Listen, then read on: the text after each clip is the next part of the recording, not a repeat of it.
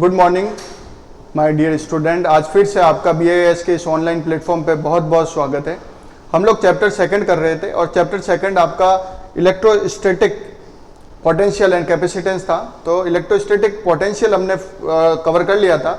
आज हम कैपेसिटेंस के बारे में पढ़ेंगे। तो सबसे पहले हम कंडक्टर के बारे में देखते हैं। तो देखिए इलेक्ट्रोस्टैटिक कंडक्टर, तो इसमें क्या है, inside a conductor electrostatic field is zero. Electrostatic field किसी भी कंडक्टर के अंदर कितना होता है, जीरो होता है।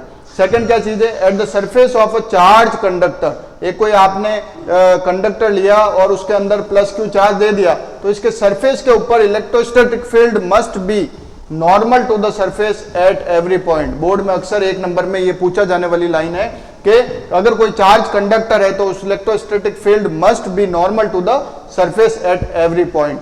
द इंटीरियर, नेक्स्ट आपका जो पॉइंट है क्या कह रहा है, the interior of a conductor can have no excess charge in the static situation. Electrostatic potential is constant throughout the volume of the conductor and has the same value inside the surface. Next जो point है, electric field at the surface of a charge conductor sigma upon epsilon zero. बहुत काम आएगा ये आप लोगों के आगे डेरिवेशन के अंदर कि electric field at the surface of a charge conductor कितना होता है, सिग्मा अपॉन एप्सिलॉन जीरो होता है। Electrostatic shielding that is the electric field is zero inside a carrying in a conductor. आगे बढ़ते हैं, inside a conductor electrostatic field is zero. ये आप लोगों को स्टार्टिंग में ही मैंने बताया था। तो ये क्यों होता है, a conductor has free electron as long as electric field is not zero, the free charge carries would experience a force and drift. In this static situation, the free charges have distributed themselves so that the electric field is zero everywhere inside. तो ये simple सा definition type लिख रखा है कि a conductor has free electron, उसके अंदर free electron होते हैं, as long as electric field is not zero. जैसे इलेक्ट्रिक फील्ड जीरो नहीं होता है तो फ्री चार्ज कैरीज वुड के एक्सपीरियंस फोर्स और ड्रिफ्ट दोनों एक्सपीरियंस करते हैं। इस स्टैटिक सिचुएशन में द फ्री चार्जेज है डिस्ट्रीब्यूटेड, ये डिस्ट्रीब्यूट हो जाते हैं और देम सेल्वेज, जिसके कारण inside the electric field zero हो जाता है। आगे देखिए, electric field at the surface of a charge conductor के बारे में हम बात कर रहे हैं। ये हमने कोई एक सरफेस ले लिया है, इस सरफेस ले लिया है और इस सरफेस की चार्ज डेंसिटी हमने सिग्मा मानी, क्योंकि सरफेस चार्ज डेंसिटी डिफाइन होती है sigma equal to Q upon उसका सरफेस। तो surface charge density that is your surface of the conductor. तो हियर शॉर्ट सिलेंडर जो कि हमने गाउसियन सरफेस को माना है, उस पर एक कोई पॉइंट P ले लिया है on the surface. The pill box is partly inside and partly outside the surface of the conductor. It has a small area, cross section area कितना है, del S, that is negligible height, just inside the surface. The electrostatic field is zero. Just outside the field is normal to the surface with magnetic A.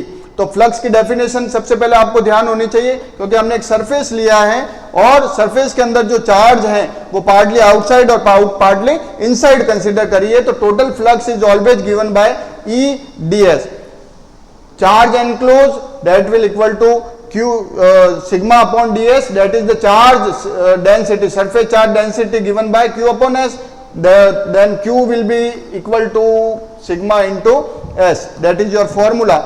Now E ds is your total Gauss according to Gauss theorem, that is Gauss theorem is given by E ds, that is your flux which is equal to q upon epsilon zero. So your charge is going to be equal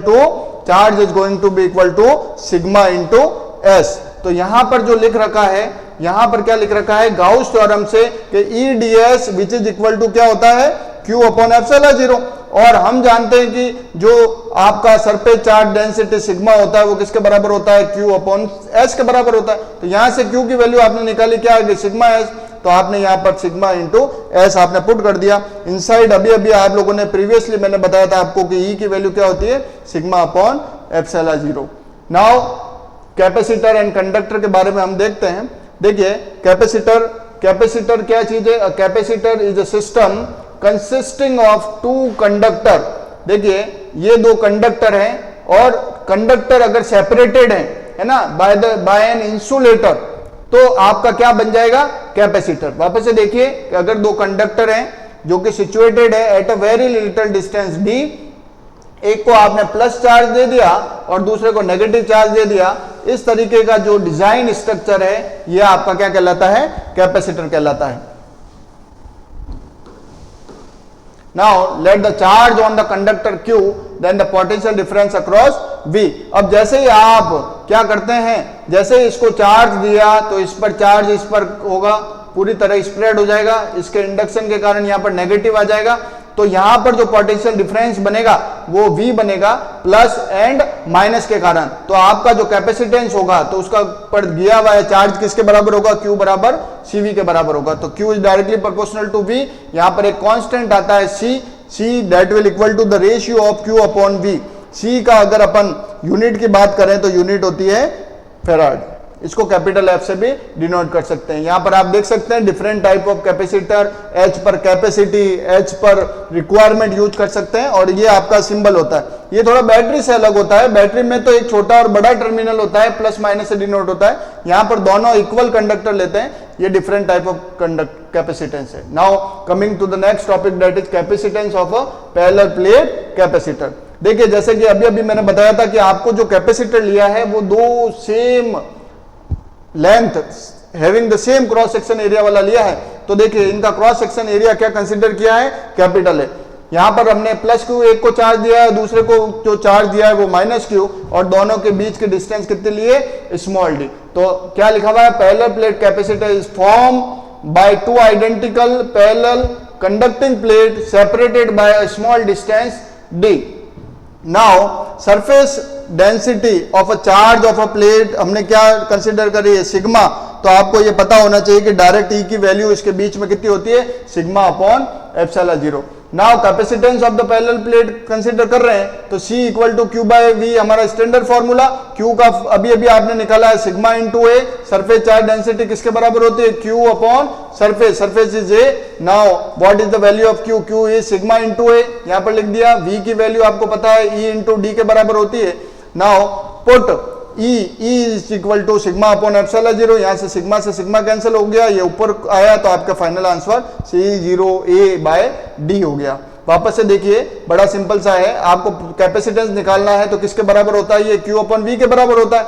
अब Q की जो value होती है वो surface charge density में किसके बराबर होती है, सिग्मा इंटू A के बराबर होती है, तो इसकी जगह आप क्या लिख देंगे, सिग्मा इंटू A। और V किसके बराबर होता है, E इंटू D के बराबर होता है। E का जो फॉर्मूला होता है, E का फॉर्मूला होता है वो होता है सिग्मा अपॉन एप्सिलॉन 0।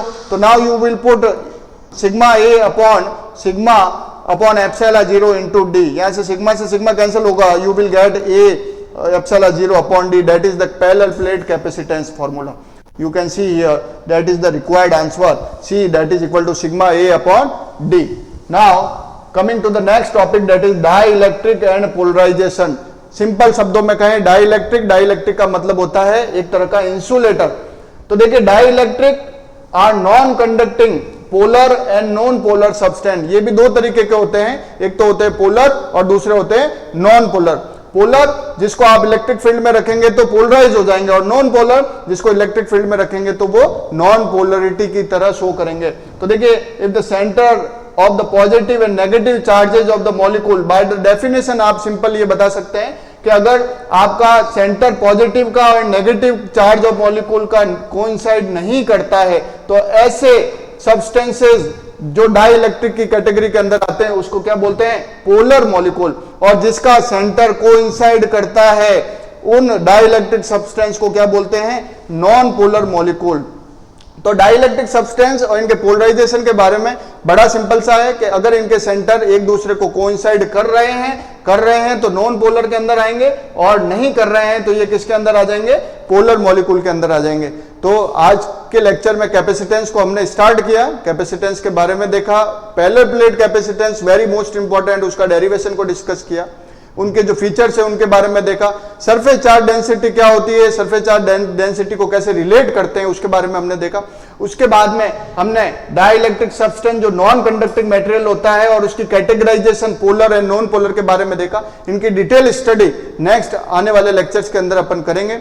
तो इस वीडियो को आप ज्यादा से ज्यादा देखें, ज़्यादा से ज़्यादा जो बच्चे 12th के हैं उन तक पहुँचाएँ और ज़्यादा से ज़्यादा इसका लाभ उठाएं। आगे हमारे साथ बने रहें इस BIS के प्लेटफॉर्म पर, और आपको आने वाले समस्त वीडियो इस लेक्चर के फिजिक्स सीरीज के मिल जाएंगे। Thank you all of you.